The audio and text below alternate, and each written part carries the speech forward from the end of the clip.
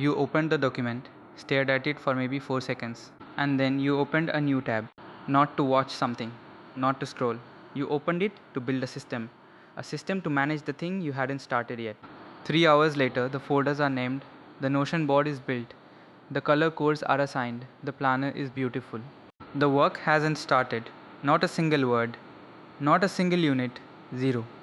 Every productivity expert, every YouTube video told you the same thing. Set up your environment, get organized first, build the right system, and the work follows. And you believed it because it sounded logical, because it felt right, because it gave you somewhere to start. Here's what nobody told you. Your brain does not have a category called preparing to work. It has one category, work related activity, and it puts both in the same box. Once that box fills up, the brain stops sending urgency back to the task. It thinks you're done. This isn't a character flaw. This is a systems error, and it has a name. 1927. Soviet psychologist Luma Zeigarnik is sitting in a cafe in Vienna, watching a waiter work.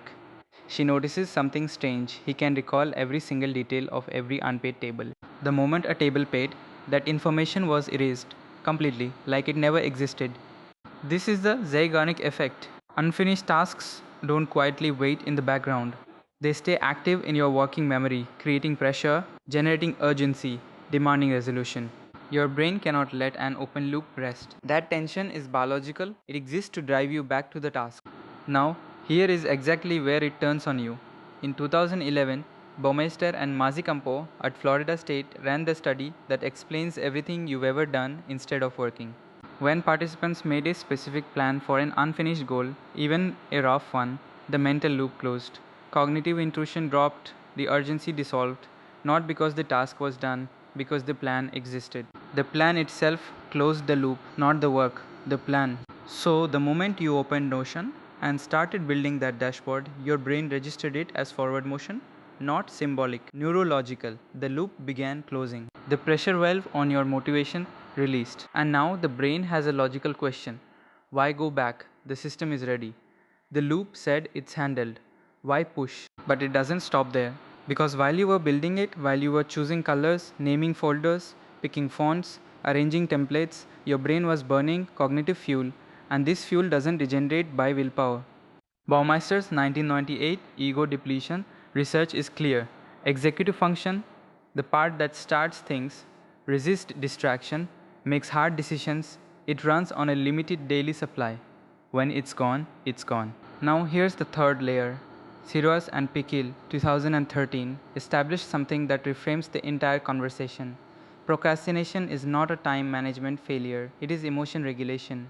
The task doesn't feel difficult, it feels threatening, and your brain, without asking, routes you away from the threat. The organizational task doesn't feel like avoidance, it feels like control. And that feeling is exactly why it works as a substitute. It removes the anxiety without removing the source. Your brain learned, feel threatened by the work, build a system, feel better. It will run that program on autopilot forever unless you interrupt it.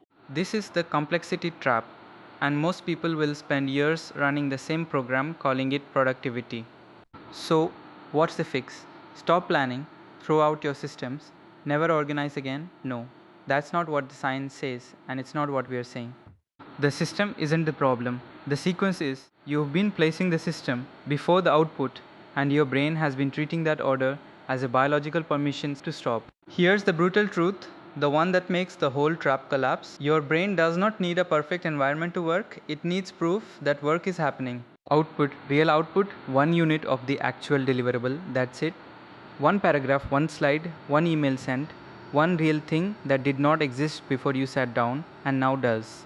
Because when real output exists, when there's something on the page, the Zeigarnik loop doesn't close prematurely, it closes for the right reason. The brain registers completion of a real subtask, not a shadow of one. And here's what that does for your urgency, your dopamine, your cognitive fuel. It doesn't drain it, it replenishes it, because now you have real evidence of forward motion, the kind the brain can actually use. This is the stick to basics rule, output before system. 1 unit of real work first. Then your brain has earned the system conversation, not before. This changes everything that follows. 4 steps, dead simple. Mechanically grounded in the research you just saw. No habit stack, no morning routine, no app. and the trap stops working on you. Step 1. The pre-declaration. The night before or 10 minutes before you sit down, you write one sentence, not a plan, one sentence. At 9 am, I will open the document and write the first paragraph. That's it. Specific time, specific first action. This is Golwitzer's implementation intention, tested, peer-reviewed, replicated. When people write if-then plans, when X happens, I will do Y, task completion rates jump by as much as 2 to 3 times compared to vague intention. Here's why it works without detonating the trap. The if-then declaration closes the Zeigarnik loop. It creates the cognitive intrusion so you can function tonight. But it doesn't signal task completion, it signals task scheduled. The urgency is deferred to 9 am, not eliminated. You didn't build a planner, you wrote 11 words. The brain got enough signal to stop nagging, but not enough to call it done. That distinction is the entire mechanism. Step 2. The zero setup rule. On the day of work, no new tools, no new apps, no new folders, no quick reorganization. The thing you need to work with is already available. You open it, you sit down. That's the full preparation. Every setup decision you make before sitting down to work is a withdrawal from the cognitive budget. Baumeister's research doesn't give you an exception for quick reorganizations. There are no free withdrawals. The objection sounds like this, but I focus better when things are organized. What that sentence actually says, it says discomfort with disorder is your trigger to organize, not a trigger to work. That's step 1 of the trap activating. You recognized it. Now ignore it. Step 3. The 1 unit declaration. Before you sit down, define the smallest real unit of output that would count as progress. Not a session, not working on the project. Completable in under 25 minutes. This exploits the Zeigarnik effect the right way. A unit is a real task with a clear finish state. Your brain can form a proper goal completion loop around it. It knows what done looks like, so it can actually drive you there. The specificity isn't perfectionism, it's just neuroscience. The more specific the if-then plan, the harder it is for the brain to reroute around it. Golwitzer's data doesn't lie about this. Step 4. The interrupt protocol. You're working, you've written 40 words, and then it arrives. Actually, I think I need to move this folder. Wait, I should reorganize this section first. Let me just quickly set up a better template. That's the reroute, right on schedule. Here's what you do. You write the word later on a sticky note or the corner of the page. That's it. Not I'll never do it. Not suppression. Not this thought is bad. Just later. You acknowledged it, assigned it a time that isn't now, and continued. Here's why this works. Affect labeling, research by Lieberman and colleagues at UCLA 2007 showed that naming a feeling or a cognitive urge reduces its neurological intensity. Specifically, it lowers amygdala activation. The urge to reroute is an anxiety signal. When you name it, write it down, label it later, you interrupt the amygdala's grip on your behavior without suppressing it. You're not fighting the urge, you're giving it a legitimate slot that isn't this slot. The brain accepts the deferral and it releases the grip long enough for you to finish the unit. After the unit is done, and only after, the system gets 15 minutes, not as preparation, as a reward. You build the output first, now you can refine how you store it, label it, track it. That sequence trains the brain correctly. System work becomes the consequence of real work. What you're doing is rewiring the behavioral loop instead of threat. Avoid, organize, relief. The new sequence becomes threat, produce 1 unit, relief, refine system. The dopamine now fires on actual output. You're feeding it the right thing. 4 steps pre-declaration. 0 setup, 1 unit. Later. That is the full protocol. No app required, no system needed to implement the system fix. Let's kill the last remaining objection. The one that sounds like this. But I'm putting in hours. I'm doing a lot. Surely the effort accumulates. Let's run the actual numbers over 6 months. We're going to model 2 people. Same task, same available time, same intelligence. One runs the complexity trap, one runs the protocol. 6 months. Let's see where they land. Person A, 3 hours available daily, 90 minutes consumed by setup, new folder structure, refined task board, color-coded weekly plan. That leaves 90 minutes for actual work, but the cognitive budget was burned in the first half. So what gets produced is low focus, high friction, easily interrupted output. Real effective work time, research on ego depletion, puts this at roughly 40% capacity when the tank is low. That's 36 minutes of real output per day. But it's worse than that, because 3 days per week, the setup phase runs long. The energy collapses early and nothing ships. Those days produce 0 units. So realistically, person A produces real output on 4 days per week, not 5. Person B, same 3 hours. First 25 minutes, 1 declared unit, full cognitive capacity. no setup cost. Unit complete, loop closes for the right reason. Cognitive fuel is largely intact. The next 2 hours and 35 minutes still available, still fueled, and because the first unit shipped, the behavior loop has rewarded the correct sequence. Starting the second unit costs less resistance than starting the first. Person B ships 3 units per day, 5 days per week, because the first unit removes the threat signal. Each subsequent unit starts from a lower anxiety baseline. This is behavioral momentum, documented in self-efficacy research by Bandura 1977.